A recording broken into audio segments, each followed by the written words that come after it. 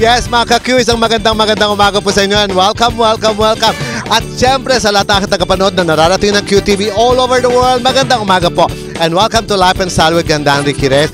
Nako mga ka-Q, mga kagandahan, nandito po ako sa Fontana Concert Plaza para dalhin sa inyo ang isang mga gandang katanungan. Ano nga ba itong magandang katanungan na to? Ano nga hubang ibig sabihin ng pagmamahal at love? Panoorin niyo po ito.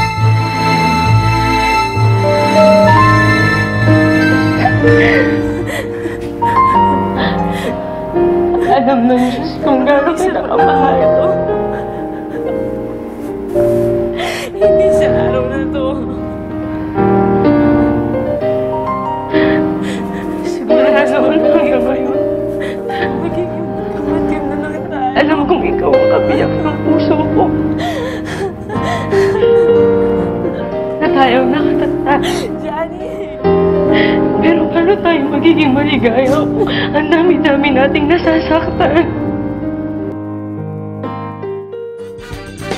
Yan ang ibig sabihin ng pag-ibig. At yung pag-ibig na yan ay isa-isa namin ibibigay sa inyo sa pananaw ng tatlong superstar ng Philippine television. At syempre makakasama natin si Wendy's. And then sasabihin ko sa iyo na isa ka sa maswerteng napili namin for today's Ambush Makeover. Si Regine. Para sa pagpapaganda ng katawan at makeover. Lahat po yan sa pagbabalik ng Life and Style with Gandang Ricky Reyes. Love is a monster. Kasi ano siya? Monster! Hindi mo siya eh. Ako para sa akin wala siyang...